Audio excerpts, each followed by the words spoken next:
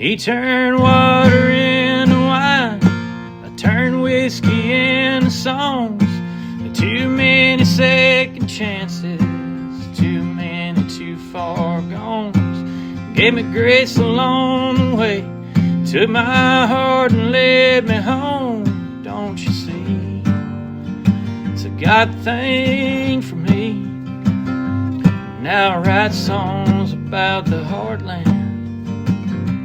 My heartland's in Tennessee. Welcome to the Heartland Journal podcast with Steve Abramowitz, editor-in-chief of heartlandjournal.com.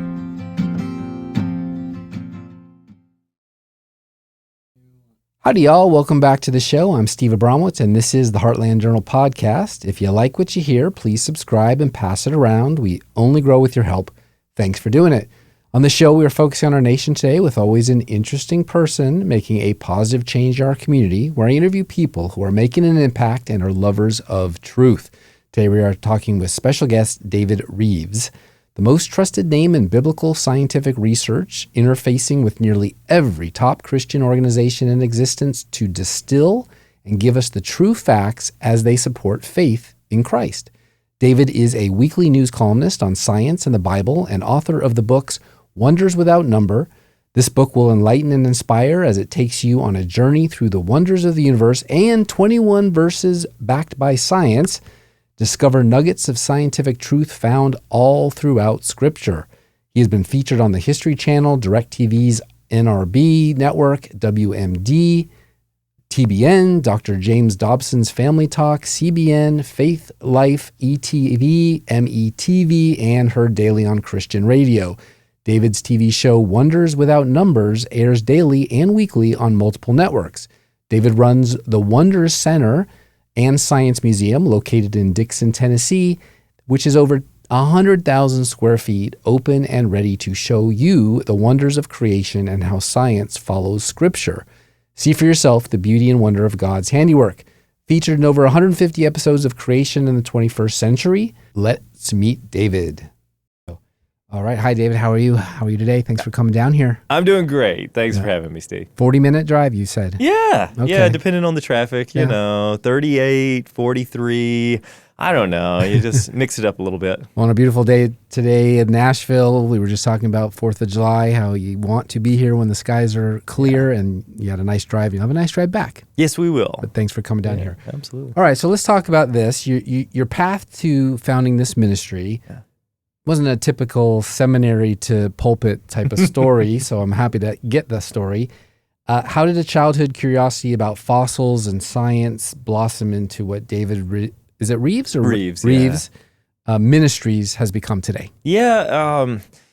I'm not a preacher. I'm just a person. I'm just a person with a passion. When I was about 8 years old, I started collecting fossils in my backyard as a hobby. Right here in Middle Tennessee. I've grown up most of my life within an hour of Nashville. Fossils of what as a child? Yeah, so that was curious because here I am, I'm 8 years old. I don't know what I've just picked up in my backyard. I just know it's not a rock. It's something that has some type of a fossil. What is it? So I went to the bookstore and I got a kid's fossil identification guide. I mean, you couldn't just throw it into AI and say, what is this at the time? I literally just had to start flipping through the pages of a fossil identification guide. And as I'm flipping through, I've never seen anything like this before. I come across, and there it is. It's on one page, and I'm holding this rock in my other hand, and I said, it's a crinoid. A crinoid is a deep-sea creature that lives at the bottoms of the oceans. And I was blown away that I'm finding these things in my backyard in Tennessee.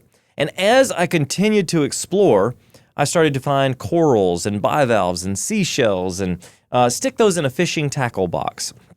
And little did I know that was going to have such an impact. Like, that was the start of my love for science.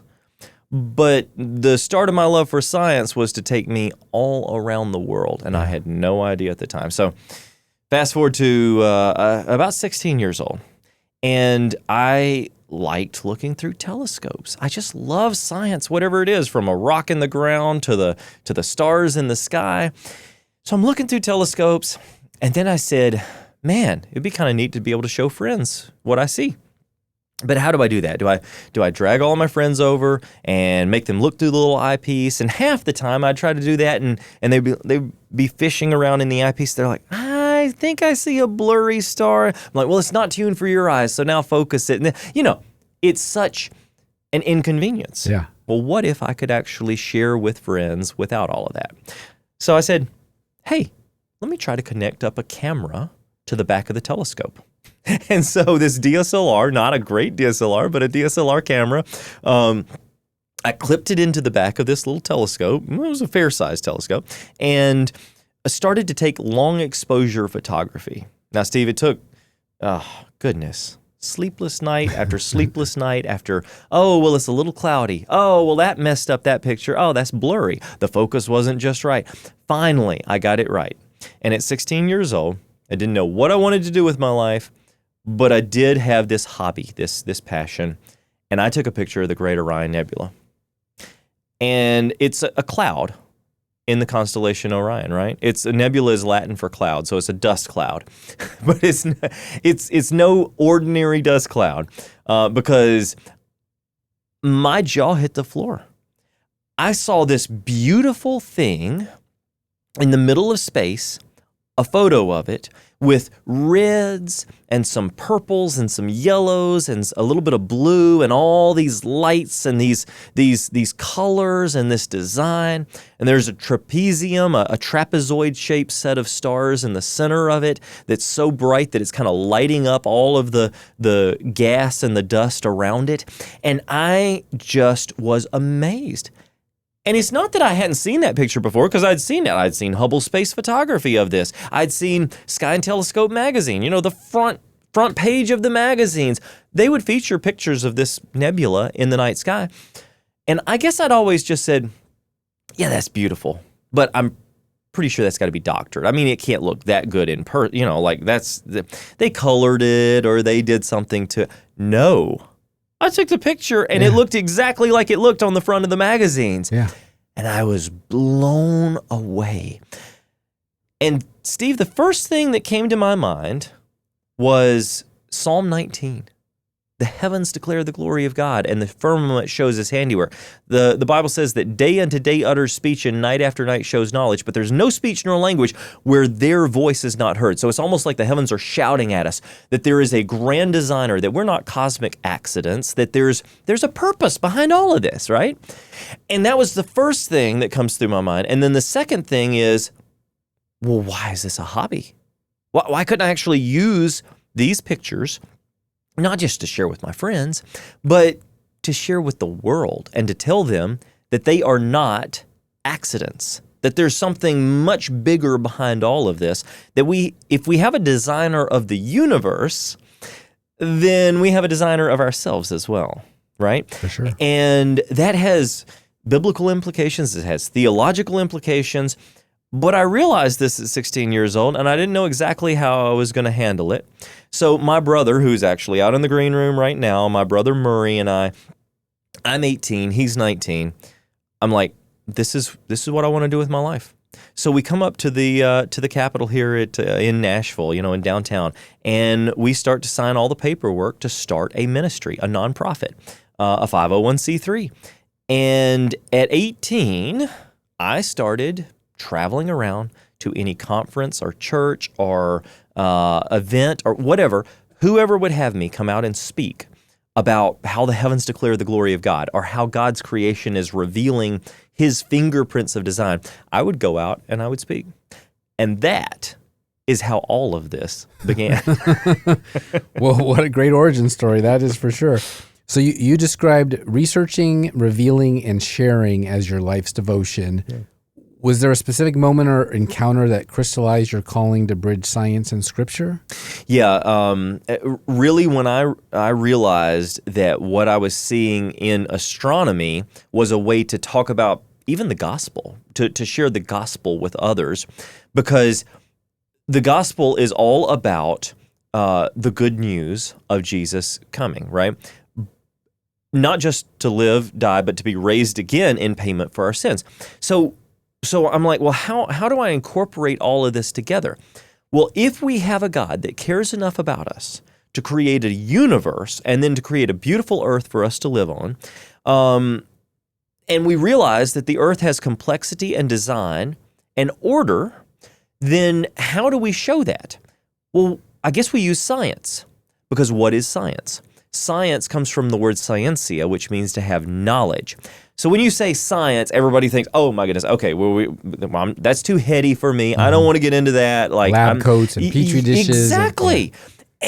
And I realized that no, science is knowledge of the world around us. Basically, it means open your eyes and look around you. It means look around you. This room didn't happen by chance. We're looking at fake plants right here behind us, but at the same time, the real ones, they're based on real ones. We're basically using biomimicry. We're mimicking biology when we make a fake plant to put in a studio. But the real ones have so many biological features that we can look at every leaf of that plant and say, whoa, it looks designed. We can look at every blade of grass or every butterfly that flies across a field. We can look at the human body and say, whoa, there are design implications, like engineering patterns built inside each and every one of us. And we didn't have to go into deoxyribonucleic acid topoisomerase enzyme number 2. We didn't have to go into, Right. We didn't have to get heady to understand that. We look around, we study what's around us, and we say, what can we learn from it? And the appropriate thing that we can learn from it is that everything does show patterns of God's fingerprints of design, but that we can study God's creation and we can say, how could we use this to our advantage? Now, Steve, that actually brings us to a prerequisite, a dominion mandate that we're given in the book of Genesis that says that we're supposed to have dominion and subdue the world around us, over the earth and the animals and the this and the that. Right? That dominion mandate has been so confused. Yeah. Because some parties will take that and they'll say, all right, well, let's go hunting. Right? All right, we just got to kill every animal we see. And then some parties will say, oh, well, we have to just absolutely, we have to protect and nurture to the point of where we can't even use things, we can't use oil under the ground to get us to our next destination, or we can't use coal to try to power our electrical plants that powers our electric cars. We just can't do anything, right? So every party takes that and they kind of go a different direction with it. But the appropriate direction is to understand that the dominion mandate means that we use, not abuse. All right, so we take what the Lord has given us around us in everyday life. We take the beautiful things that this country has to offer, things like rocks and minerals, silicon that produces the chips that are in our cell phones and in these cameras that are at work right now. We take the oil that's underground and we use it to our advantage to be able to get from place to place. But we also nurture and protect it. We cut down trees in order to have the paper to have our notes on for this podcast right now. But at the same time, we're not cutting down trees just to cut down trees. We're going to go and replant those trees, right? Right. So the dominion mandate is all about using the God-given resources in the world around us, using science to figure out how to use them more effectively, and then nurturing and protecting and rebuilding those natural resources. That's what science is all about, and that's what we should be looking at from a biblical perspective. I like the way you put it. I usually put it in terms of, we live east of Eden, but it's still Eden. If we would just tender it like it's originally planned by Adam and then Eve, we would have exactly what you say, sustainability and the use of wonderful things for note-taking or whatnot. So with the demands of running, what now a global media ministry, and 100,000 plus square foot museum, how do you personally maintain your spiritual vitality? You got a lot of energy and that's great, but this is a lot of work, and avoid the burnout that aspects so many in full-time ministry. There's a careful balance there. I don't sleep a lot. I really don't. I love what I do. I'm passionate about what I do. I'm traveling all the time. I'm speaking, keynoting different conferences. I'm speaking in churches on Sunday mornings. I'm I'm out doing events at the Wonder Center and Science Museum. And my goodness, I don't know, probably at least a week per month, I am out filming. I'm filming content. I have a weekly TV show called Genesis Science Report. We have a kids corner that's filmed all on location at the museum, and it turns into YouTube content. We have a Heavens Declare section where we actually go out into the field, into God's creation, or wherever it might be, and film live. So between all of that, again, I don't sleep a lot. No. But at the same time, when I travel, I usually try to take at least a few hours to get to wherever that city is or wherever that destination is, to get outside of the city or to get somewhere where I can appreciate God's creation, to where I can have a little peace and quiet, to where I could actually, meditate on His Word or say, whoa, how awesome are you for giving us this beautiful mountain that is the backdrop of where I'm out speaking, whatever the situation may be. I also find it particularly rejuvenating that when I go speak, I meet a lot of interesting people. I mean, brilliant PhD scientists, For sure. or someone whose their specialty may be something completely different, whether it's a filmmaker or whether it's a host or whatever the situation is. And I love talking with those people. Some become mentors. Some encourage me as our ministry grows. So there's a careful balance. I don't know if I've ever found the perfect balance. Mm-hmm. Usually it's a little work-centric, but I'm getting there, and every day's a new journey. All right. Well, that's fantastic. At least we have chairs for you so you can sit down and relax a little bit. Bible Knows Best and Wonders Without Numbers. Yes. Number one, singular. They argue that Scripture contains scientific truths ahead of their time. What's one example from your books that you find most compelling for skeptics? Yeah, for skeptics. Okay, so Wonders Without Number is based on a verse in the book of Job that says that God does great things past finding out and wonders without number. So it's realizing that there are some things in this life we will never understand. There's great things past finding out, but also there are wonders without number, an innumerable number of wonders that we can study, like how this microphone works or how the human eye works or whatever it is that we can study, and we're faced with two opportunities. We can give God the glory for it, or we can say, whoa, look at what time and chance has accomplished. And so when it comes to contrasting that, usually the more scientific response is, this looks engineered. And engineering requires an engineer, right? So that's the first book. Dr. Danny Faulkner, PhD in astronomy, wrote the foreword to it. It was the first book I ever wrote. The second How old were you when you wrote that? I was 22, possibly, something like that, 21, 22. The second one, however, is 21 verses backed by science. And that's my latest 21 book. verses backed by science, right there, everybody. With a subtitle, Deepen Your Faith. Because what I found is that if I'm talking to a Christian audience, a lot of times we think, hey, we've got faith already. But we don't realize that it's not a blind faith. The evidence is all around us. If we were to study science, it would deepen our faith so much. And then you take it to the atheistic community, and that's where you asked me to speak to for a moment. So from an atheistic or a skeptical community, I encounter these all the time on my Instagram and YouTube and TikTok channels, usually young people, 18, 19, 22 years old, intellectual atheists. They're like, hey, we don't need God. Nature is all there is. We believe in science, right? I got this iPhone right here. I don't need you. Exactly. Yeah. And so I encounter them all the time. I interact with them all the time. I want to dialogue with them. And many times we'll have a situation where a skeptic will call up our office and they'll patch them through to me. And we'll actually talk on the phone about what makes sense.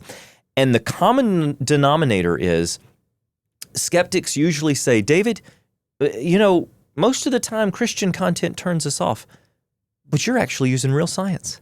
And it's hard to debate with that. Right. And I'm like, I know I am, because there's a difference between scientists and science. Everybody says, trust the science.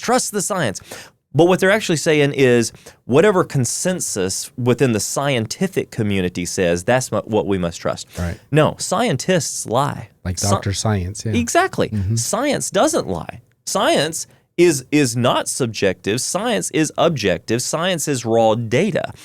And science, when it is properly interpreted, is pointing to design patterns. So, for instance, in my book, 21 Verses, there's a particular phrase that is mentioned in the Bible over and over and over and over and over again. And it is this phrase, God stretched out the heavens. He stretches out the heavens like a curtain. He rolls them out like a scroll, like a tent. All of these analogies of space being stretched like a fabric, basically. All right, so Einstein comes along, kind of a smart guy. I mean, he's pretty intelligent, most people would say. Yeah. And he says, how do we describe gravity in space?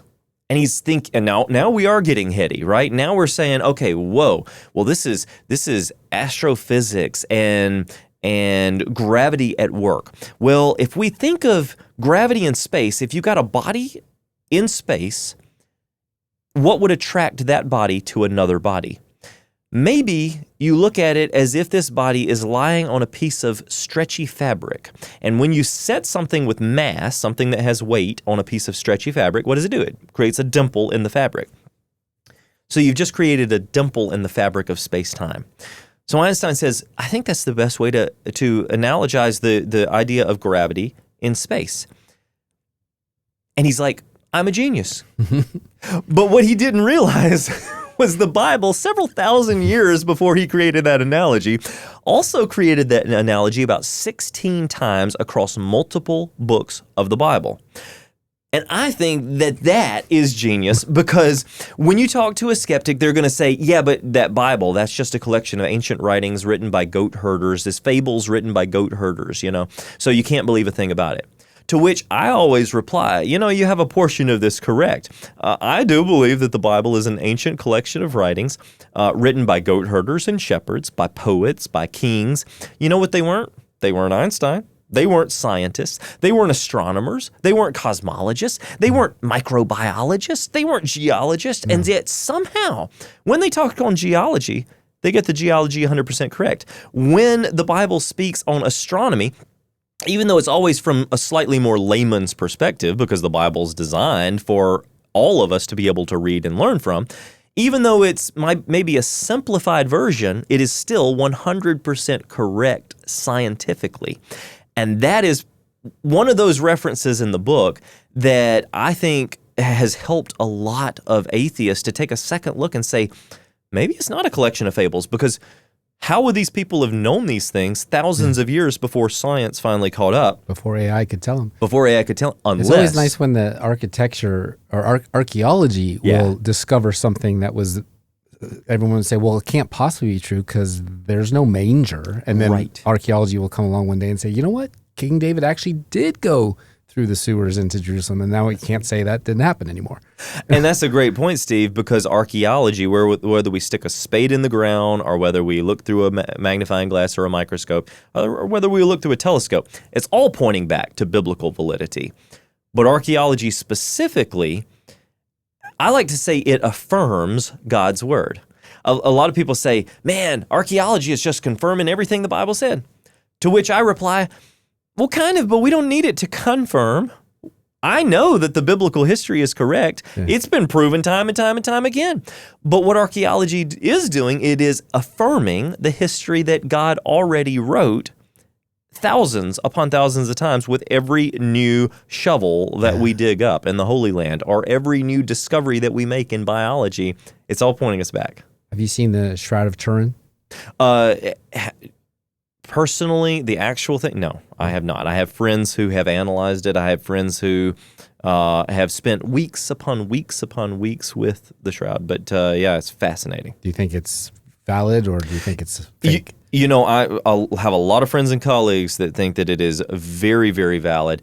I personally haven't researched it enough to come to that conclusion. Again, if I had spent a lot of time with it, the one thing that I can say is that there is this incredible richness of seeing the things that we're finding in the Holy Land. and specifically the way it makes the Bible come alive. Because I've been to the Holy Land a dozen times. I've worked with the Israeli Antiquities Authority. The Shroud is a big one, obviously. I think that the Dead Sea Scrolls are at least equal. And I've had the privilege of working with professors from Cal State Long Beach on History Channel documentaries where they asked me to rappel down the cliffs of Qumran in Israel, where these scribes during the time of Jesus are hiding, 2,000 years ago, are hiding these scrolls in little crevices and little caves in Israel so that they could be preserved for us today. And found by one of those shepherd boys that you just described that everyone says they're just shepherds. Goat herders, right? Actually, no, they know the land. They know the stories. They know the stories, and they know exactly what they're seeing. And so, like you said, this goat herder, this little shepherd, loses one of his goats, goes searching for that goat, and instead finds one of the most remarkable things that we have ever discovered, the entire book of Isaiah. From the first verse to the last. Which I find fascinating because you mentioned Einstein. Yeah. He didn't have that reference when he was saying what he was saying. He did This not. all came later for you and I. That's right. And so there you have it. That's exactly right. And it's almost as if God was saying, hey, you didn't get the memo. Yes. Here it is again. Yes. Yes. And here it is so that you can prove that it's accurate, right? Because we see that from 2,000 years ago, those scrolls at Qumran, Israel, all the way up to 1450 to 1454-ish, the invention of the Gutenberg press, we were handwriting, right? Right. For thousands of years, In everything Ireland, no had less. to be, exactly, everything had to be handwritten. So those handwritten manuscripts, and that's actually, Steve, this is interesting because that's where we get the word manuscript from. Manuscript or manually scribed with the hand, the manus, right? Okay, so manuscripts, manually scribed, manually copied for, millions of times.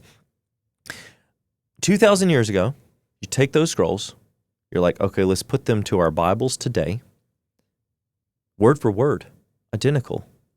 I mean, maybe some grammatical changes, like, in Hebrew grammar, right? But We have 6 or 7 Bibles, right? So it's exactly same words. Same words. Yeah. What's the chances of 0. somebody or millions of people copying the Bible millions of times and never making a mistake? So that the Bibles that we have today are identical to the Bibles that we had thousands of years ago, unless through divine preservation. It's the only way to explain it. Yeah. And so you've got divine preservation with the Dead Sea Scrolls, and then you have divine inspiration, like God actually gave these common men the words to write down so that they would stand the test of science, they would stand the test of history, they would stand the test of prophecy, the gospel message would stand the test of time thousands of years down the road. That's the only way. Divine inspiration and divine preservation. Which is also a miracle in itself because the prophets, the majors and the minors, they weren't scribes. Not until Luke did we actually get a man of science to all of a sudden be convinced that, oh, wait a second. I mean, Thomas is interesting. Like, I got to see it and touch it to believe it, but he wasn't a scientist. No. Luke never even met the guy, and he was so convinced that he could actually give authority or Dr. Science of his day to the gospel message. And so, yes, absolutely. It is just... never ceases to amaze. And here we are, 2026, not 1026, and we're just still being revealed these interesting things. So how do you respond? You talked very well about how you tell fellow Christians this, but how do you respond to the accusation that young earth creationism discourages scientific inquiry and produces anti-science, and that's an attitude among Christians? Yeah, of course. I have many friends who are Christians who, they're like, but hasn't science shown that the Earth is 4.5 billion years ago, that the universe is 14 billion years old? So maybe we can insert that within a biblical framework. The problem is that when it comes to the ages, there are plethora, dozens upon dozens upon dozens. I think there's over 100 geochronometers, things that we could use to time Earth history, geochronometers, clocks for the Earth. Out of all of those different methods, there's less than 10% that seem to indicate that the Earth is even millions of years old. The other 90+% clearly seems to indicate that these clocks are showing that the Earth is younger. Okay, well then why would we go with the 8, 9, 10% that seem to indicate an old Earth? It is because the scientific community has been indoctrinated by not Charles Darwin. This is where it gets really interesting because this is not Charles Darwin we're talking about. This is Charles Lyell, just before Charles Darwin. So Charles Lyell is this geologist who is studying the rock layers, and he writes a book called Principles of Geology. And in the foreword of his book, of course, nobody reads the foreword. They're only reading the book. In the foreword of his book, he actually admits, he says, I'm writing this book in the form of an historical narrative to free science from Moses. Whoa, what a statement. In other words, you're writing a fiction book in the form of a science book to try to get people not to believe in the Bible, to free science from Moses. And so what does he say in this book? He says, now all of the layers of the earth that we see are millions upon millions of years old. Every layer represents hundreds of thousands of years. The fossils in those layers must be millions of years old. You know, all of these things. He's making all this stuff up with an agenda, with an anti-biblical agenda. Charles Darwin, just after this, is studying to become a preacher, a pastor. And he realized, hey, I like to collect beetles more than I like my pastoral studies. So he jumps on the HMS Beagle and he travels down to the Galapagos Island to go look at animals. But what does he bring on the HMS Beagle as he's loading up that ship? Charles Lyell's Principles of Geology.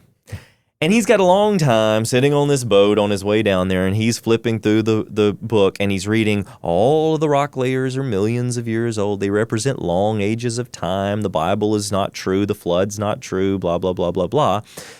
And then when he gets down to the Galapagos Islands, he's like, well, wait a second. If all the layers of the rocks are millions, every single strata is, hundreds of thousands of years, then the fossils within those layers must be millions of years. And the animals that I'm looking at, they must have been evolving for millions upon millions upon millions of years. And so he translates what Charles Lyell has said into biology, and then he writes a book. And unfortunately, he starts going through all these very painful things. He married a cousin, which is actually, if he'd have read his Bible, there is a strict rule given to the Israelites around the time of Leviticus that says, okay, stop marrying your close relatives because birth defects can sometimes happen, right? So he marries a cousin. Their children have serious birth defects. One of them dies. He starts to become bitter. He starts to turn against Christianity and is certainly against his pastoral studies. And he writes a book where he says, hey, we're explaining science through evolutionary processes. A single-celled organism sometime in the past started to evolve. It just burst into existence. It started to evolve. It turned from fish to bird to ape to humans. And here we are standing here having this philosophical conversation, right? So it all started with this idea of geology being ancient, but the idea of geology being ancient had an agenda behind it, and that was to free science from biblical values. From Moses. That's right. That is amazing. And technically that leads all the way to your backyard, because if it was a flood that actually happened, it happened in Tennessee too. Well, think about it. We're digging up deep sea marine creatures in my backyard in Tennessee, and everybody, every geologist, every paleontologist would say, yeah, well, what you're digging up was once underwater. Yeah. But then they say, yeah, but that was millions of years ago, and then things shifted. Okay. And the millions of years are simply inserted into the story. They're not really there in the science. And that's what our encouragement is for even Christians to say, why do you believe in the millions of years? Is it simply because some guy who had an agenda wrote a book and then all of the scientists, because of peer pressure, have kind of followed along with those atheistic principles? Or is it because the science really does show this? we think, and we know, and most of my colleagues would agree, that with PhDs in every field you can imagine, that the biblical chronology seems to be matching what new scientific discoveries are showing. Yeah, and that can't make them happy. No money in that. The Wonder Center addresses disciplines from astronomy to paleontology to physics. Obviously, you love all three. Yes. How do you ensure scientific accuracy in your exhibits while maintaining fidelity to a biblical worldview? Yeah, that's super important for me because I did not name it the Christian Museum or the Bible Museum or the Creation Museum or the Noah's whatever. Ark. Yeah, exactly. I purposely named it the Wonders Center and Science Museum. This is a science museum. It is the largest science museum in Tennessee, but it also so happens to be the largest science museum in the world from a design perspective. Now, what do I mean by design perspective? So what I wanted to do was have a full-blown science museum with exhibit halls, and we have exhibit halls dedicated to the wonders of paleontology, full of rocks and fossils and dinosaurs, full-size dinosaur models, actual bones that kids can touch. Wonders of astronomy. You can see gloves that went to the moon. You can see gloves that were worn on spacewalks by friends who are astronauts who donated their entire NASA collections to us. You can see planetariums. A planetarium that ranks top 10 in the world and fly through space past galaxies. Kids can dig up dinosaurs in sand pits and learn engineering and gears. Teens can go to a 1 million volt Tesla show and be in the same room with 1 million volts of electricity. Lightning with nothing separating them from the lightning. Adults can actually walk through and see glowing rocks, UV geology samples. Families can walk through and interact with live animals, lizards and massive Argentinian tegus that go on nature walks in the halls of the museum, usually every day. And we could go on and on and on and on and on and on, including our newest exhibit hall, which we're just releasing, which is Wonders of the Sea. And we've got, massive saltwater aquariums and all these different fish and exotic seashells and all of that. So it's a full-blown science museum. There's no doubt about it. We have public schools come through all the time, yellow buses pulling up, hundreds of students piling out, one after the other after the other. And they walk through a full-blown science museum. But you know what they're not going to find? They're not going to go into anthropology, the wonders of anthropology. They're not going to see this section on, human history. And they're not going to see the chimpanzee with an arrow pointing at the chimpanzee. And the arrow says, "This is you," right? Right. They're not going to see that because that's not real science. That's pseudoscience. The evolution table that goes from monkey to human. From ape to ape-like creature to human over millions of years. That's pseudoscience. There's no scientific evidence for that. We've never even found the species that seem to represent this transition. Okay, they're not going to go into the wonders of astronomy and put their hand on a meteorite that fell from Campo del Cielo in Argentina, a massive meteorite that we have on display for people to touch, and see this meteorite and see a sign below it that says, "You are star stuff," right? Because that's what you'll encounter in most science museums. That's pseudoscience. There's no way to show that we are star stuff. There's no way to show that we somehow from billions of years came from the stars and somehow birthed to life here on Earth. No, that's pseudoscience. And it's being taught in science museums around the world. So it was our goal, and it is very carefully crafted, that we don't put those atheistic agenda-based statements within the museum. Now, we are going to talk about design. We are going to talk about this complexity that we see in every biological system. In the human, when you go to the wonders of human anatomy, we're going to talk about how magnificent some of the features, whether it's our ability to hear or whether it's our eyes or whether it's our feet or whatever the situation may be, and how it appears engineered for perfection. And even though we live in a sin-cursed world, obviously there are diseases and there are things that happen, yet it still, for the most part, works pretty well. God's systems work pretty well, and we're not ashamed to say that. So when you walk through, You're going to get Christian perspectives. You're going to get biblical perspectives. You're going to get design or intelligent design perspectives. But you're also going to have a full-blown scientific experience that will leave you inspired, way more inspired than if you just walked through a museum and you saw the picture of the chimpanzee and they said, this is you, right? Because go home depressed after that one. You go home depressed. You go home thinking, science is cool, I'm nothing. I'm nothing. And this one, you come home saying, whoa, science is amazing, and I am made in God's image, so therefore I have this ability to even use my mind to study science, to study the world around me. And that's what sets us apart. Fantastic. One of the reasons why I brought up the shroud is that I saw it. It came through Franklin, Tennessee, my church conduit, and I could see it's a replica, but good enough, you know. Yeah. I think the real one's in the Vatican. They're not going to let you touch it. Yeah. But the amount of light, the jubilees that would have had to actually been emanating out of that human body. So if you don't believe in it, how does that happen? Then they've now discovered the light that happens at insemination of a baby. Like there's just a spark. Yes. Something. Oh, it's a nickel mineral inside of your body. Like whatever. Okay. Yeah. But between those two, that science is light. You mentioned the lightning. Yeah. There's got to be something there that is not provable by human ingenuity. We didn't have anything that could produce that much light. There were no AI data centers back in 2000 or 0, I guess. Yes, exactly. To have created that much light, to put that imprint on that cloth that's still existence to this day, to this many years later. You know what I'm saying? Like that's science. That's so science. And it's interesting because there's science and biblical parallels related to light, very specifically when it comes to not just the beginning, but also to Jesus.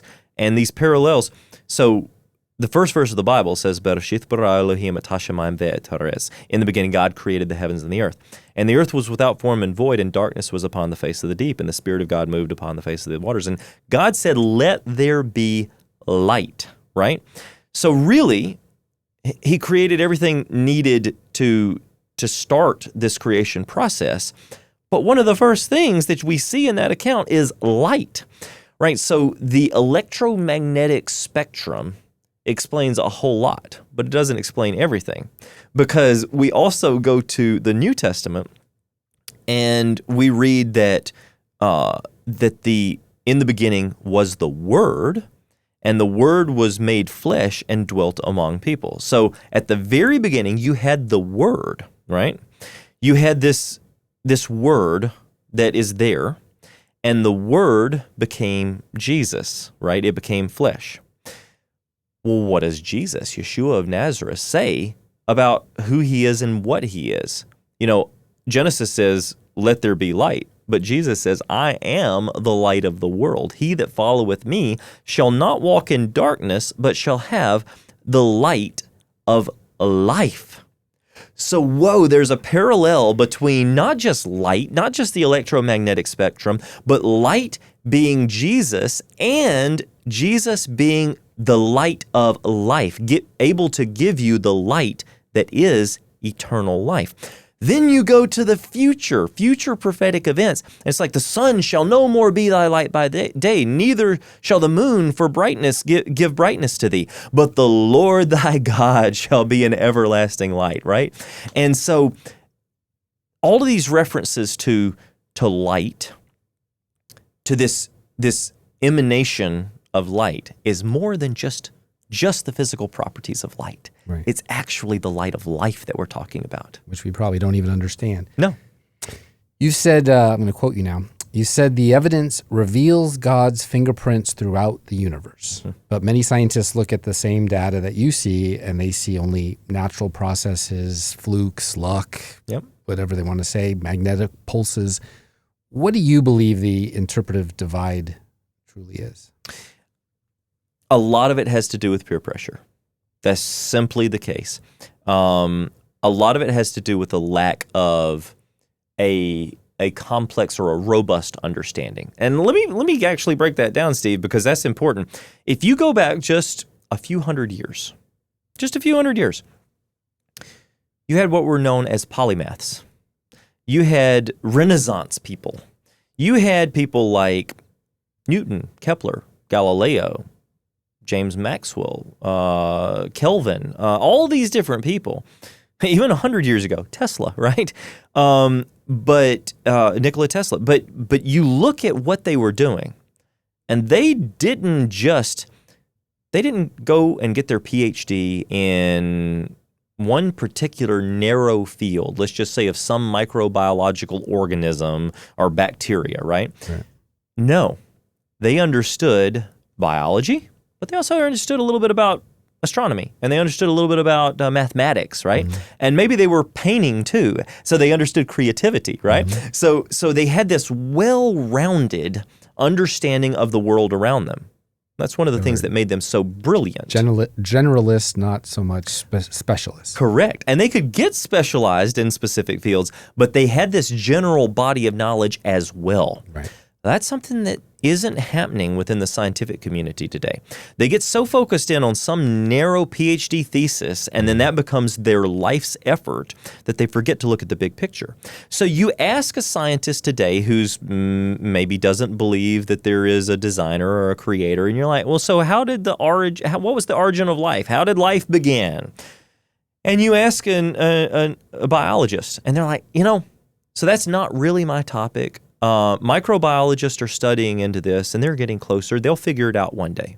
So then you go to a PhD microbiologist, and you're like, what is the origin of life? How do you explain it? And they're like, well, so biology is life, obviously, but as a microbiologist, I'm not really studying that. I'm actually studying something else. But if you were to go ask an astrophysicist, they would be able to, because life came from space, right? So they'll be able to explain that. So then you go to an astrophysicist PhD who's studying, binary stars orbiting extrasolar, whatever the situation may be. And you're like, okay, explain to me the origin of life, because I understand that we came from the universe, right? And they're like, well, that's not ours to discuss, to actually discuss. Talk to a philosopher, and they'll be able to. Yeah. And you keep going around, and you realize that Talk to your mother, birds and bees, right? Exactly. And you realize that a lot of this misunderstanding simply comes because everyone shuffles it off to the next person. Nobody has enough generalized knowledge to understand it's a huge problem. Life only comes from life, so therefore the origin of life issue can't be described in the scientific world. It can't be described in the natural world, which means that the origin of life must have happened, logically, in the supernatural world, something outside of nature. The first life had to originate outside of nature, because you have to break scientific laws to form life, the original life. And that only means that there has to be somebody outside of this universe, outside of space, outside of time, who not only created the universe, but is able to break the laws of the universe, because he is the supreme creator. Makes me think of the difference between Carl Sagan, who had a career and a generation of being the guy, kind of the Bill Nye of that day, versus, I'm blanking on it's not Lee Sobel, but there's another author who basically said, if the Earth is 1 degree off of what it currently is, and if oxygen was 1% less, and all of these things have to happen, or else we aren't here. Yeah, this conversation is not happening, and that's how designed and perfect and excellent. And then, like you started out the conversation with, blow that out to the entire universe, and why would he even bother with us? Absolutely. There's a reason. What's the reason? There's a huge reason. When we look at the Earth in all of its complexity, it's easy to then look at space and say Earth's just this pale blue dot. You mentioned Carl Sagan, the pale blue dot. Yeah, where they just came back from running around the back of the moon, and they said, oh, look, you need Jesus. You don't need exactly. Science. And so when you look at the universe, it's easy to think of the Earth as small, insignificant. But the Earth has some extraordinary characteristics that enable it to not just survive, but thrive in a universe that, for the most point, is hostile to life. You mentioned a few, if we were 5% closer to the sun, we're 93 million miles away, which seems like trivial. Why would we need to know that we're 93 million miles away from the sun?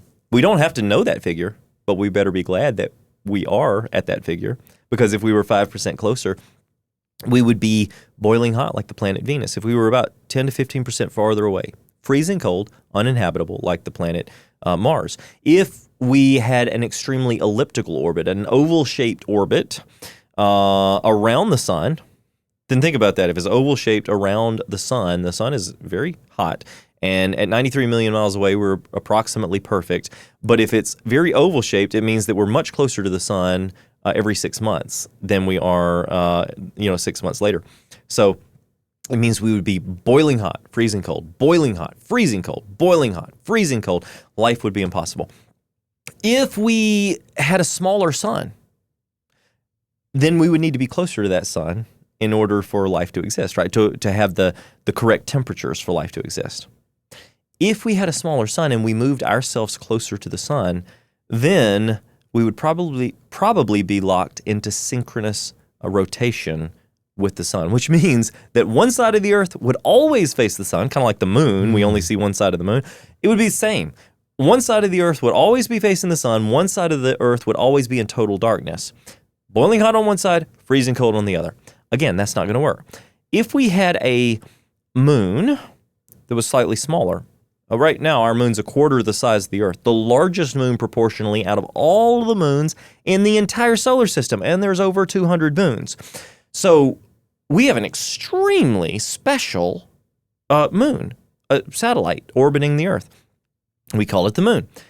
Because it's so large, it helps stabilize the stability of Earth's axis. It circulates the warm and cold waters of the ocean so that sea life can actually regenerate correctly. It helps maintain liquid water, which is essential for life. And then we have a terrestrial planet. You look at Jupiter, Saturn, Uranus, Neptune. They're gas. You can't stand on those planets. We have a terrestrial planet, which is necessary for human life. We have the perfect place in our solar system for life to exist, the perfect place in our galaxy for life to exist. And a lot of people say coincidence, and then they go on and on and on. Just coincidence.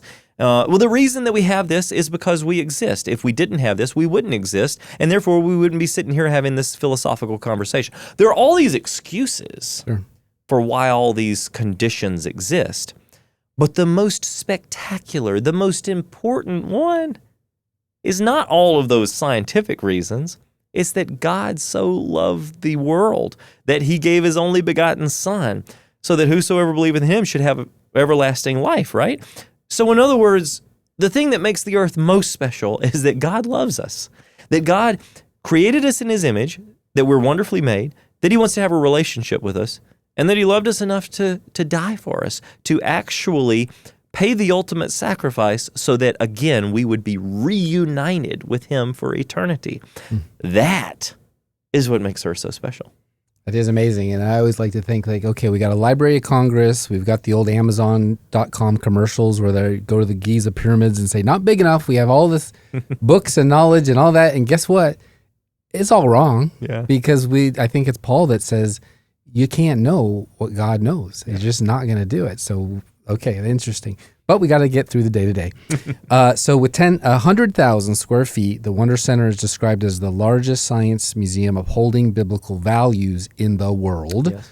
What was the biggest challenge in building this facility near Nashville? And did you have Alexandria in mind when you were trying to replace the former largest in the world? Oh, my goodness. No.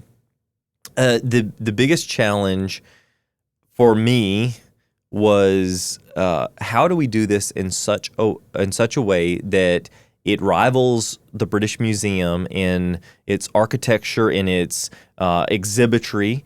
It rivals your best kids experience when it comes to something that families can take young kids to, where there's hands-on activities and it's not a stoic, stuck-up place. How can we do this in a way that maintains professionalism for a skeptic that's walking through while still being super uplifting for every Christian that walks through? And how can we do this in a time frame that doesn't take 10 years? Mm-hmm. Which for museums, typically if you're starting a new museum, it's going to be probably like a 5 to 10 year build out. And even then, it's going to take you 15 years before you're really filling up the exhibit halls, before you have the necessary kind of all of your things in place. Open for business. Yes. And was it Tennessee because you lived here, or did you shop the whole world and say this is the best spot for it? Well, it is the best spot for it, but that wasn't on purpose. Nashville is pretty much the perfect spot for all of the country because we're a destination location. We have people from all over the world come visit, and about 15, 20% of our visitors are out of state, and that number is rising rapidly. So when you got people from out of state coming in, even if it's a family or a couple or whatever, most of the time they're not flying, they're driving.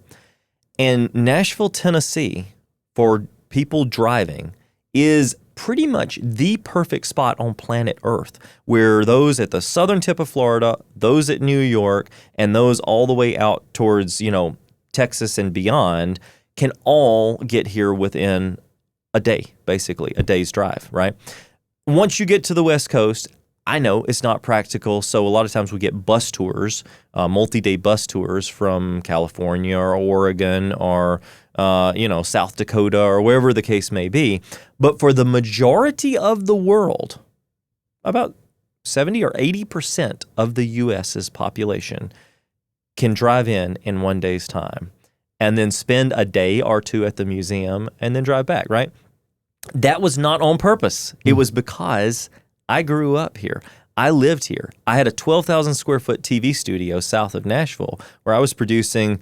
I got so sick of the atheistic content of the nature documentaries full of beautiful images and slow motion photography of this creature, and all of the scientific facts. And then they would come in, the narrator at the very end would come in and he would say, and all of this happened over billions of years of evolution. Wait a second, you just spent an hour talking about the design of the creature and now you're saying somehow just happened? So I got so sick of that we started producing tons of content, media, documentaries, TV shows that I would host and produce, shorts for social media, TikTok and YouTube and all of these things, that we had this TV studio. And our ministry, about 3.5 years ago, 4 years ago, I guess, had completely grown out of this 12,000 square foot TV studio and ministry offices. And we said, I don't know what to do. My brother and I talked about it. Maybe we could find a big warehouse or something. And we looked, and we couldn't find anything that was matching. And so we said, well, we're just going to have to wait for the right moment. The right moment arrived not long after that. And within a year and a half, it was just over a year and a half, we had opened the largest science museum in Tennessee. And again, we picked Tennessee because it was home. I've been all over the world. I do speaking tours in British Columbia. I do speaking tours in the UK. I lead paleontological digs in Kansas. I'll do geological hikes down into the Grand Canyon. I lead families on an 11-day photo safari to South Africa every year and book out a whole reserve and get them close to the wildlife. I've been all over the world. And there's a lot of places I admire and I enjoy, but Tennessee is home. And so we have certainly put down roots with the Wonder Center and Science Museum just outside of Nashville in Dixon, and I couldn't be happier about it. Perfect. Your museum features 1,000-year-old Bible scroll, giant dinosaur exhibits you talked about, and the Heavens Declare planetarium. It's called Heavens Declare. Yep. Which exhibit are you most proud of, and which one generates the most transformative visitor experience? The one that I like the most would have to be the planetarium, because the planetarium, my signature phrase for 19 years of ministry has always been, the heavens declare the glory of God. It's how I started. So having this world-class planetarium, a full dome, 60-foot, immersive all the way around you, with up to Dolby Atmos sound, with 8K resolution across the dome. That has to be my favorite. But the most transformative is probably the Wonders of Paleontology exhibit hall. A massive hall with, not just dinosaurs, but trees that have turned to stone that have been featured in National Geographic. fossils that have happened rapidly, rapid fossils like teddy bears turned to stone in 3 months' time, or coins from a shipwreck, 1,000 years, completely cemented together in this shipwreck.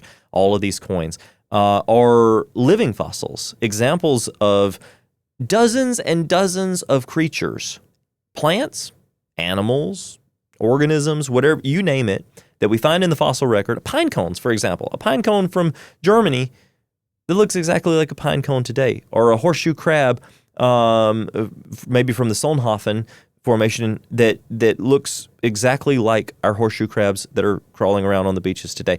Or maybe it's a Priscacara fish from the Green River Formation in Wyoming that looks exactly like our sunfish that are swimming around today. Or maybe it is a ginkgo leaf from a ginkgo tree that's found fossilized, and it looks exactly like the ginkgo leaves that fall off of our trees today. All of these examples have to be the most powerful thing, most transformative thing that wake people up. Light bulb moments. You can see it. You can see their expression when they see these things in the exhibits, when they're able to touch some of them, and they're like, oh, well, those fossils didn't take millions of years, so it doesn't take millions of years to create fossils. And these fossils right here, they don't show any change, even though they're supposed to be hundreds of millions of years apart from their modern counterpart. So they didn't evolve. Either they didn't evolve after millions of years, so evolution is false, or it hasn't been millions of years, so the deep time problem is false, or we've been lied to about both of them, and maybe we should have stuck with the biblical narrative that says that God created all of these things in the beginning. And that's what's exciting, those light bulb moments that you see when people walk through that hall. Wow. It has to be seen to believe.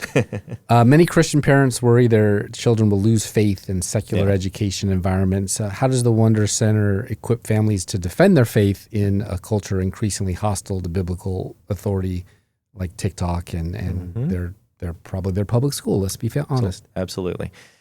We have a lot of resources in our gift shop. It's no ordinary gift shop. We have over 3,400 different books, videos, and resources on science, but all from a biblically consistent perspective. So those resources help. It helps young people to realize that they're not alone. If they go to Sunday school or youth group or sit in a service for a few hours once a week. And then the rest of the time they're bombarded with the world, and the world is telling them, hey, it's not cool to be a Christian, or hey, it's not cool to believe what So we're giving them confidence. Not only is it cool, not only is it the most intellectual position, not only is it the most scientific position, as shown through all of the exhibits in the museum, but you should be telling your peers, the ones around you, that what they're doing is actually pseudoscience, that they're the ones that need to get out of this 150-year-old rut that some old guy in England by the name of Charles Darwin, who didn't know a thing about biology, who had only seen through a primitive microscope a cell and thought it was a simple bag of enzymes. This is the guy that you're looking up to, and you're still following his ancient, antiquated, non-scientific, pseudoscientific principles. It's time to move into the 21st century. It's time to say that real science is pointing us back to design, and that design means that we have a designer, and I know who that designer is. It's in the museum. Yeah.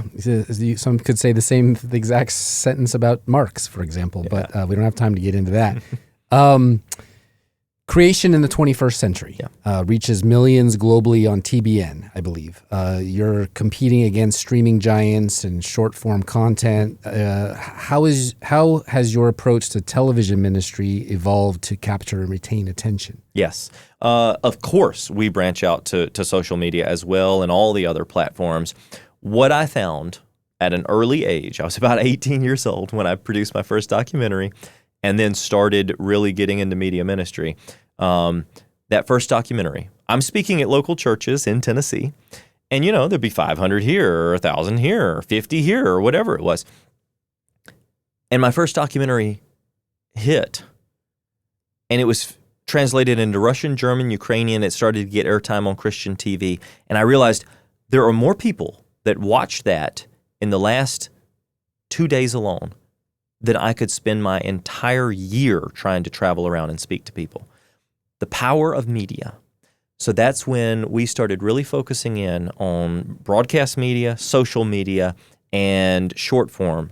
I started doing 2-minute video commentaries, science commentaries for one of the top 10 conservative websites in the world, news websites in the world. And I would do those every week. And I would actually get, 20, 50, 70,000 views on 1 2-minute video with thousands of comments and a lot of comments from skeptics. I would say over 60, 70% of the comments were from atheists, agnostics, or skeptics making fun, ad hominem attacks, everything.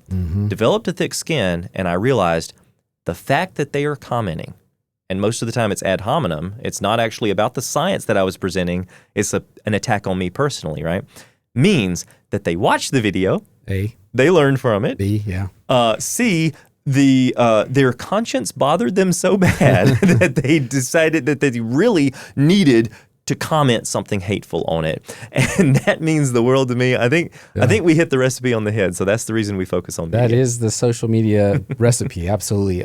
You've been featured on the History Channel, CBN, and other mainstream platforms. What's your strategy for speaking biblical truth in secular media spaces that may be skeptical or hostile to your message, like you just said on the socials? How do you do it on the live TV? Yeah, Newsmax, Scripps News, local TV, all of that. There's a balance there. A lot of times I start out 100% presenting science. I'm just like, okay, well, let's look at this new supernova that just took place, or let's look at this new dinosaur discovery, or whatever, and try to insert enough biblical truth that people know where I stand, that it gets them curious. You don't have to beat people over the head with anything. Most people are bright. They realize, wow, that's interesting what he said. I'd never thought about that before. And that allows them to take the next step. Go to our YouTube channel.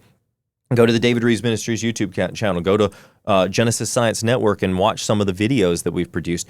Plan a trip to the Wonder Center to actually learn more. All you have to do is intrigue them, to show them that there's a slightly different side of the story that they've never even thought about before. And so we take an entirely different tack on creation research, in that we are not there to take a Bible and just bash it over someone's head. I am 100% overtly Christian, proud of it, and I will tell you and any of the media that. But what I'm not here to do is just attack everybody else and say they're stupid. They're not. They're intelligent. They just haven't been given all the facts. All right. I got just a few minutes left with you, but I really want to get these out. What's your take on the state of the American church's engagement with Genesis, the book? Do you see meaningful progress, or are we still largely, quote unquote, functional atheist on origins and some, as theologians have been suggesting? Yeah, it's still a problem. It's still a big problem. It's gotten slightly better, but there's a long way to go. And here is the main issue. Pastors as a whole, and I'm not talking about, hey, don't send me emails. I'm not talking about your pastor, whoever's listening, watching right now. I'm not specifically singling out anybody. I'm just saying pastors in general have been trained on theology, and because they've been trained on theology, it's the problem we were going back to at the very beginning. They don't have a broad understanding of the scientific world around them, and they think, science, I got to leave that up to the scientists. And so we just simply shouldn't be addressing these types of things. No, we have to take the science, because if we don't take back science, if we don't actually talk about scientific topics, then what comes into question? What is a scientific topic? Maybe biology, human biology, like, can a boy be a girl? Okay. What about, we could go anywhere with this. Like, when does life begin? We could go all over the map with this. Science relates to every single aspect of our daily lives, because science is just knowledge of the natural world. And it is time for pastors to stop saying, we can't talk about it because we're not a scientist. If you're not comfortable talking about it, That's what I'm here for. I go around to churches all day, every day, and I go and I speak at these things, to conferences. We have an abundance of media for you to play for your small groups, for your Sunday schools, for whoever it is, and that media will break down complex topics in a way that makes it easy for everyone to understand. It's something that pastors should be doing before their services. Play a 2-minute video about something that can that's our specialty, is wonders without number, showing how the wonders of God's creation relates to our Christian lives. So show one of those short videos before your services, before every service, to get people in that mood of worship when they see how science and the natural world relates to pointing back to God's fingerprints of design. And then the worship team comes up, and then they begin to sing about that creator who created all that beautiful thing, all that beautiful science. And then the pastor comes up and gives a message relating all of that to how it works with our daily walk. That's how we can do better. Yeah, and it's so clear. I mean, every other religion has an idol that they could say and point to and say, there's Krishna right there, right? And we don't have that other than Jesus and the cross, but we do have the ability to look around and say, it's everything. Because there wouldn't even be a standing structure if there wasn't for this gravity that we talked about. Okay, so I don't know. I don't think this is a curveball, but I really just want to know the answer to this myself. If the universe is only thousands of years old, how do you reconcile the apparent age of starlight traveling billions of light years, it's called? Do you favor mature creation, variable light speed, or another model? Yeah, that's a great question, Steve. And the question, if I'm just going to rephrase it slightly, we see stars more than 6,000 light years away. Therefore, wouldn't it have taken the light from those stars more than 6,000 years to reach Earth, therefore showing that because we can see it, the Earth is more than 6,000 years old? I'll go through 5 really, really quick things. Number 1, light years is a distance measurement. It's not a time measurement. Light year is a distance that light would travel at 12 million miles a minute after an entire year, right? So it's a measurement of distance and not a measurement specifically of time. But it's still a problem because in secular astronomy, we also have a starlight and time problem, and it's called the horizon problem. And so in traditional astronomy, this idea that a Big Bang happened 14 billion years ago, we observe things from point A to point B across the universe that still shouldn't be there. 14 billion years is not sufficient time for light to have traveled from one side of the universe to the other, and yet somehow it got there. So if it's a problem, if there's a starlight and time problem with 14 billion years of universal history, then I'm willing to admit, yes, it's a problem with 6,000 years of universal history. How does the secularist attempt to explain it? They say, okay, 14 billion years is not long enough. So therefore, sometime in the past, on the first few nanoseconds or picoseconds after the Big Bang, all the stuff in the universe must have flown out faster than the speed of light and then magically slowed down. Whoa. You just pointed to a supernatural explanation for your starlight and time problem. It's the mustard seed. Almost. Exactly. Yeah. I wish I could point to a supernatural explanation. But do I even have to? God could have just done it. Yes. That would be a supernatural explanation. But we actually have, I'll just now go through 3 very, very quick things that are more scientific, slightly less appealing to the supernatural. God did it, right? One is called gravitational time dilation, and Albert Einstein actually theorized that this would exist, that gravity affects time. It's part of his theories of general relativity. Based on the clocks that we have at sea level, the clocks we have in the mountains of Denver, Colorado, the clocks that we have, atomic clocks that we have on the International Space Station, they're all working on the cesium atom, and they all run at slightly different rates because of the gravitational difference between sea level, mountains, and further up. Right. So gravity affects time. Well, if we just so happen to be anywhere close to the center of our universe, I'm not saying the center of the solar system or the center of the galaxy, I'm just saying somewhere kind of in the middle of our universe, then that means that we're in a massive gravitational well. And while 6,000 years of universal history has passed here on this earth, time ticks faster the farther out in the universe you go, which gives starlight a lot more time to reach Earth. That's according to Einstein, and it's actually been proven. Now, that's one out of the three. The second out of the three is a Hebrew word used in the Genesis account that is the word dasha, or dasha, and it seems to point to a rapid maturation. So not necessarily a mature creation, but a rapidly matured creation. For instance, what if God, in the beginning, on day 4, puts all of the stars and galaxies, including the earth and everything, he puts it all in the fabric of space-time, and then he stretches it out to its current configuration. Well, then that would also stretch out the light. Wait a second. Didn't we just talk earlier in this podcast about 16 references of God stretching out the heavens like a scroll, like a tent, like a curtain? Whoa, maybe that could explain it. And then the third thing is anisotropic light synchrony convention, and that's a huge word, but basically, I don't have time to get into it, but anisotropic light synchrony convention basically means you can't measure the one-way speed of light. Never can, never have, never will. And you're like, wait a second. How do you measure the speed of light? Well, you can take a laser and bounce it off of a mirror down a long hall, and you measure when the laser light left the laser.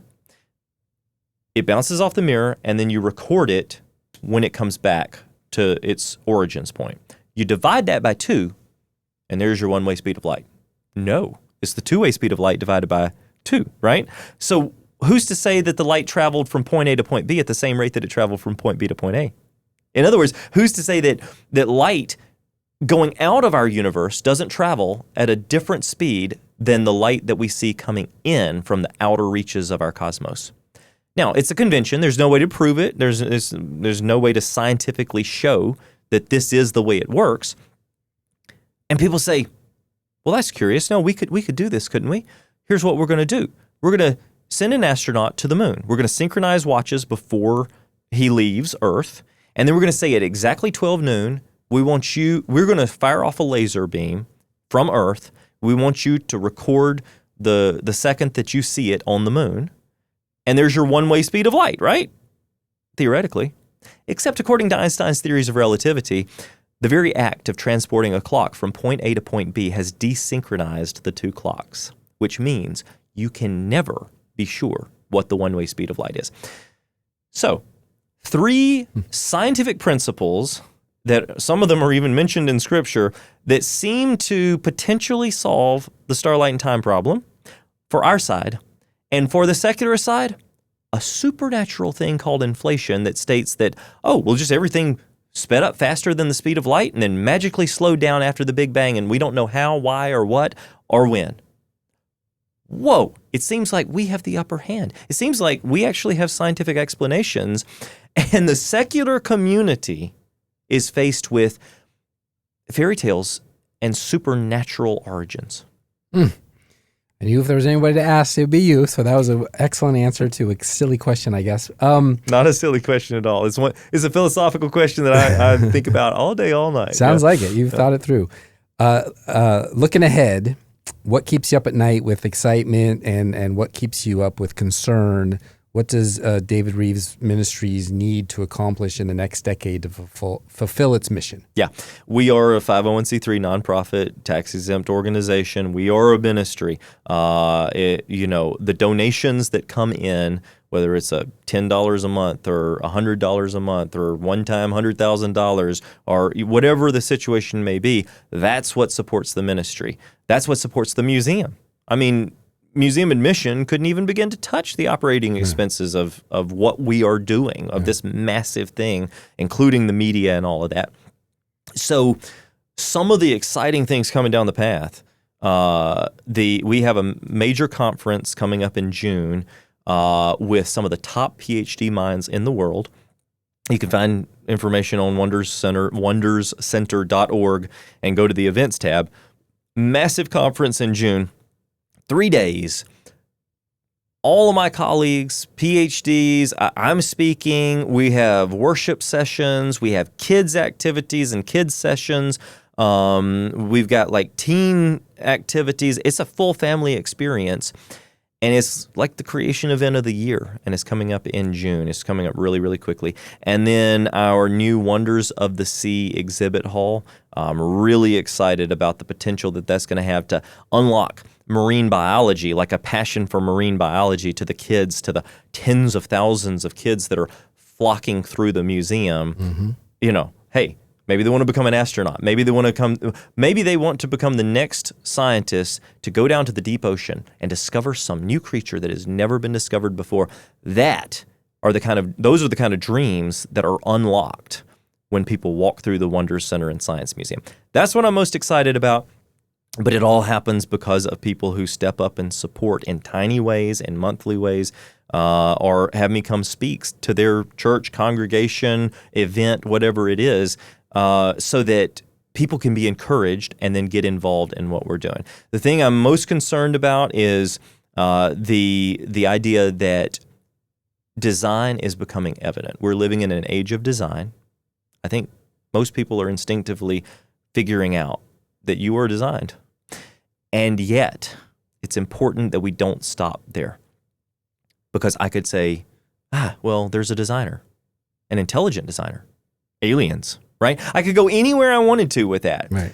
It's important that we don't stop there. I don't want that to be the next chapter of scientific discovery where we recognize design and then we point to a different designer. It's clear there's only one designer that left us a history book of how he created the universe, and that is Yahweh, the God of the Bible, who has also left us the Holy Spirit so that we can actually know him and really sense around us his creation and his power. Wow. Well, I really want to thank you again for coming on with me and telling everyone what you're up to. It's been amazing. I wish we had another hour. But do you have social media? Tell everyone where they can find out more about you. Oh, my goodness. Social media, TikTok, Instagram, some of those channels, X, it's at The David Rives, and that name is spelled R-I-V-E-S, at The David Rives, R-I-V-E-S. You can find out more information at David Rives Ministries .org or .com or any of the combinations. If you love YouTube or Facebook, David Rives Ministries. We've got 700 videos on our YouTube channel. We got over 100,000 friends on Facebook. If you want to check out more about our 24/7 television network that is 100% free to access, it's going on right now. It's in terrestrial stations all over the country. It's on Roku. It's on Fire TV. It's on GenesisScienceNetwork.com. It's everywhere, and it's free, and it's a resource that you can watch those nature documentaries or those science content without the atheistic agenda. That's Genesis Science Network. And then plan a visit to the Wonders Center, wonderscenter.org. Make sure you sign up at the David Rives Ministries website and the wonderscenter.org website for our email updates, because we send out every week a free video with science. A lot of it's kid-friendly. You can share it with your children or grandchildren, but a science video that breaks down a scientific topic, really easy to understand, shows how awesome it is, and then points it back to our faith walk. So make sure you're signed up for our emails and make sure you're checking out our events at the Wonders Center. If you're anywhere in the Nashville area, it is this incredible experience that I hope everyone comes and checks out. It really is impressive. I mean, you are the PragerU and Turning Point USA, Charlie Kirk all rolled into one right here in Tennessee. So thanks again for your time. Hang on, everybody. I will be right back. Now I write songs about the heartland. My heartland's in Tennessee. Thanks for coming back. It's that time to remind everyone to please subscribe to heartlandjournal.com. That's how we grow and keep this content free for you. That's it for this episode. Thank you, David Rives, for reminding us the world is a marvelous place full of signs and wonders every day, and what better place to explore the mysteries than 100,000 square feet right here in Tennessee, making it truly God's country. What an awesome, inspiring thing. Be sure to check it out, and when in Dixon, check out the museum. This is goodbye for now. I'm your host, Steve Abramowitz, editor-in-chief of heartlandjournal.com. See you all next time. Peace in our time, and definitely glory to God. I wasn't typically your brightest student. I wasn't your most dedicated student. I wanted to know about the things that I wanted to know about, that I was passionate about. But thankfully, my parents let me pursue those things, and they were like, well, maybe this is not his strong point over here, right? And I think as a result of that, it opened up this freedom to think outside the box, to really explore. And so, I know it's a daunting task to say, how can we possibly train someone without the proper knowledge, being a professor in this field or that? How can we possibly train our child up all the way through the grades? And again, I would let them follow their passions, and it's led me to lead one of the largest creation ministries in the world at this point, just by having the freedom to explore and living on this path that allowed me also to travel some, see things that most students only read about in books. It's quite an opportunity. I missed a spot. We've all felt that before. Finishing something, stepping back, and then realizing it's not quite right. A project, a plan, even part of our own lives. Resurrection Day reminds us of something powerful. God didn't miss a spot.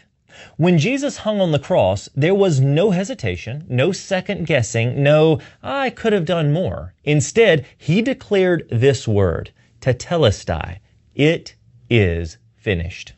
Not almost finished, not partially done, finished completely.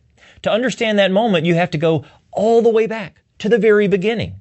Because in the book of Genesis, God created a perfect world, intricate, beautiful, flawless. Every detail from the smallest design in nature to the vastness of the cosmos, everything worked in perfect harmony. God didn't miss a spot then either. But something changed. Sin entered the world, and with it came death, decay, and separation. And immediately there was blood. God gave Adam and Eve coats made of animal skins to cover their sin. From the very beginning, a pattern was set, sacrifice to cover sin. From Abel to the laws given through Moses, generation after generation after generation, the same message echoed. A price had to be paid. But those sacrifices, they were never the solution. They were a promise, a shadow pointing forward. And then on a Roman cross, that promise became reality. Jesus, the spotless Lamb, Yeshua, took on the weight of sin, past, present, and future. And when he cried out, "It is finished," he wasn't speaking in defeat. He was declaring victory. No more sacrifices, no more separation. The plan was set in motion since the foundation of the world, and now it was complete. And 3 days later, he proved it. The tomb was empty. Death was defeated. You see, what was lost in Eden was restored at the cross. That's the message of the resurrection. It's not just tradition. It's not a holiday. It's the moment where the Creator stepped into His creation and gave His very life to redeem it. The cross wasn't an accident. It wasn't some backup plan. It was the destination of divine love towards us. And here's the hope that we hold on to. We may look at our lives and think, I missed a spot. But Jesus didn't. His work is complete. And because of that, we're offered something that we could never earn, eternal life. It is finished. And truly, it is. I'm David Rives. Truly, the heavens declare the glory of God.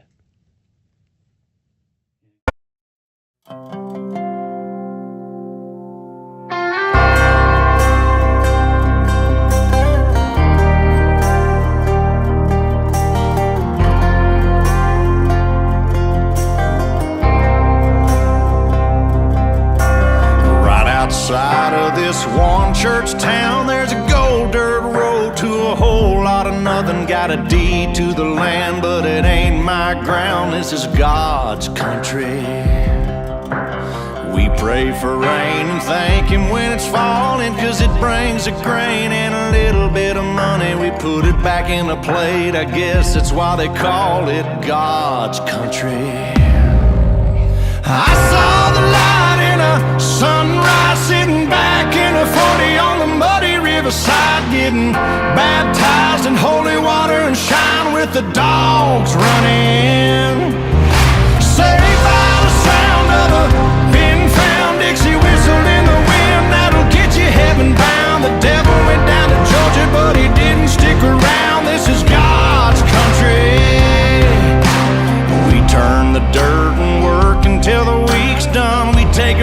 can break bread on Sunday, then do it all again, 'cause we're proud to be from God's country. I saw the light in a sunrise, sitting back in a 40 on the muddy riverside, getting baptized in holy water and shine with the dogs running. Saved by the sound of a pin-found Dixie whistle in the wind, that'll get you heaven bound. The devil went down to Georgia, but he didn't stick around. This is God's country.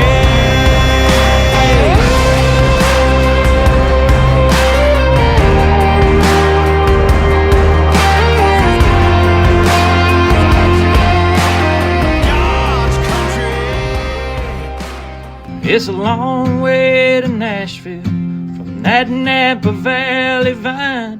Put me on a road less traveled. Lord, now I know why. God knew I'd get there in His perfect time.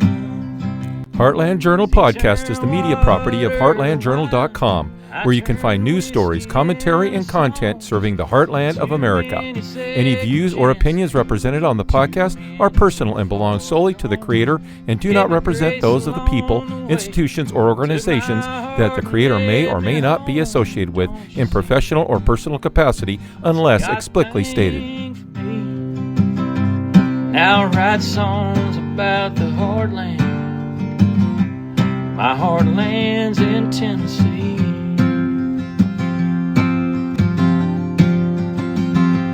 Now I write songs about the heartland. My heartland's in Tennessee.